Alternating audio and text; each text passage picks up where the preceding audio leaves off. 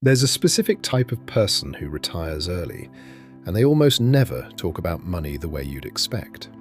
They don't obsess over stock picks. They don't have a finance degree. Most of them aren't even in high-paying industries.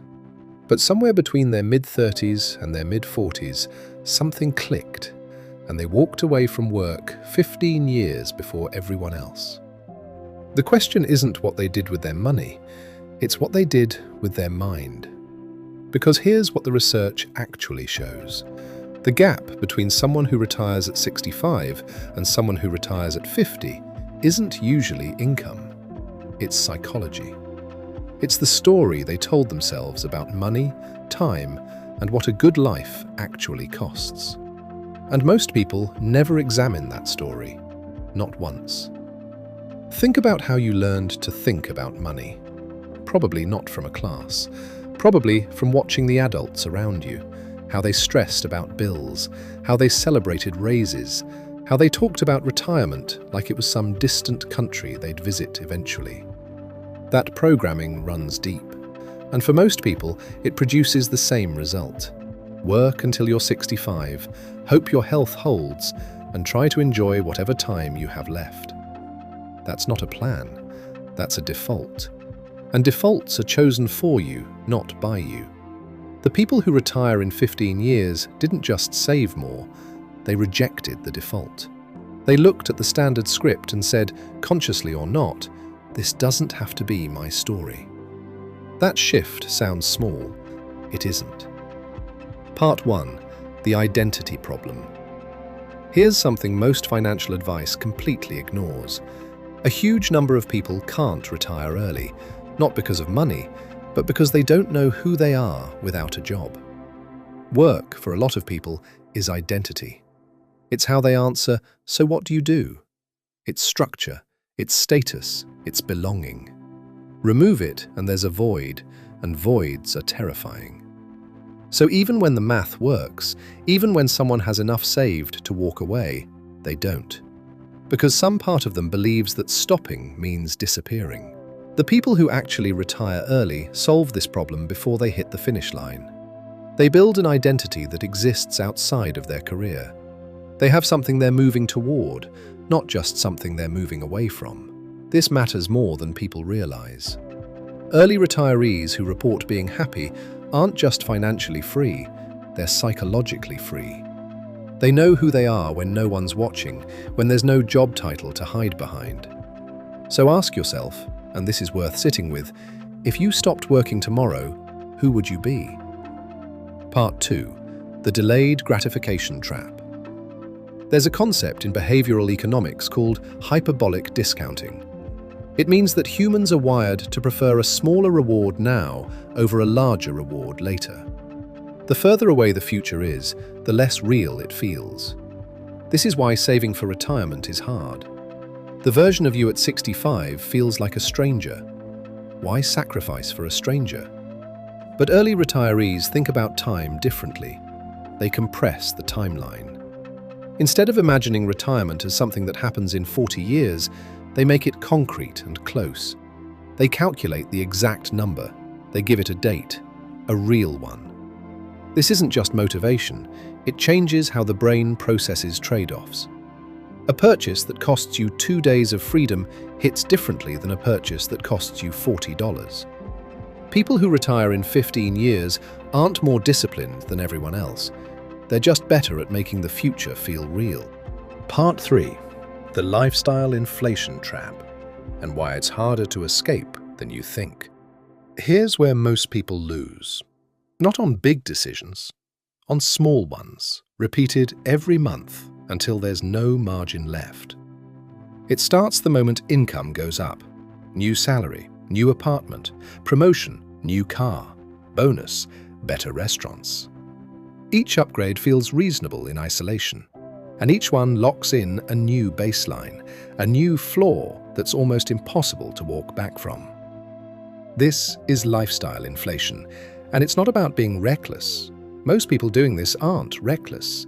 They're just doing what feels normal, what their friends are doing, what the culture around them has decided success looks like. The people who retire in 15 years fight this differently. not by living in poverty, but by deciding intentionally what their life actually needs to feel full, and refusing to let that number drift upward just because their income did. Some of them call it a enough number. Not a ceiling, not a punishment, just a deliberate choice. Here is what I need. Everything above that is fuel. Most people never define that number, so there's never enough, and the finish line keeps moving. Here's the part that tends to make people uncomfortable. A lot of high earners will never retire early. Not because they can't, because they won't. Because something in them, some deep belief, usually absorbed in childhood, tells them that spending is love, that upgrading is progress, that more is always the next goal. And a lot of average earners will retire early because they question those beliefs, because they ran the actual numbers and realized the math was closer than anyone told them. The uncomfortable truth is that retiring in 15 years is less about how much you make and more about how honest you're willing to be with yourself, about what you actually want, about what's actually worth your time, about how many years you're trading away for things you don't really need. That's the harder conversation, and most people never have it. Part 4. The Risk Tolerance Rethink. There's a conventional piece of wisdom that says early retirement is risky, and there's something to that. Sequence of returns risk is real. Healthcare before 65 in countries without universal coverage is expensive. A 40-year retirement is a long runway with a lot of unknowns. But here's what conventional wisdom doesn't say. Staying in a job you hate for 30 extra years is also risky. Chronic stress is linked to cardiovascular disease, depression, weakened immune response. The health cost of an unfulfilling career is not zero. People who retire early tend to reframe risk. They don't see staying as the safe option and leaving as the gamble. They see both paths as carrying real costs, and they choose the one that costs them less of what they care about most. That's not recklessness, that's clear thinking. The research on early retirees' actual financial outcomes is more positive than most people expect.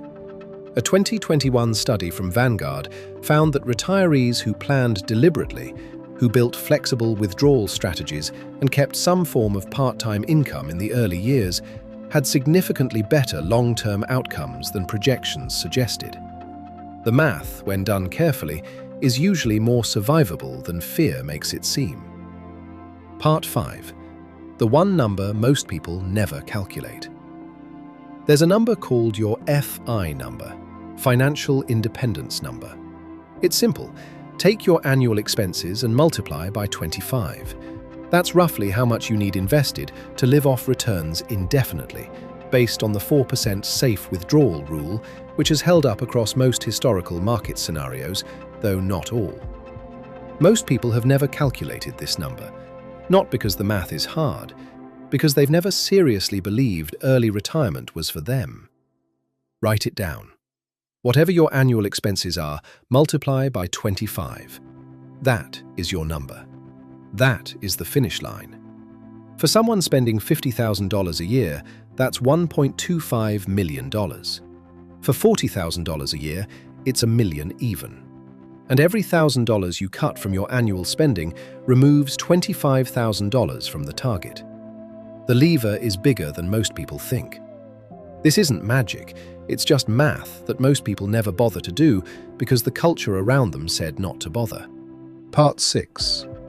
What actually changes when you get close? The people who make it to early retirement describe something interesting happening in the final few years. The pressure lifts before they actually leave. Just knowing the exit is real, just seeing the number getting closer, changes how they show up at work, in relationships, in daily life. They stop tolerating what they used to tolerate. They become more selective, more honest, less afraid. This is sometimes called FU money in informal circles, but that misses the nuance. It's not about aggression, it's about freedom.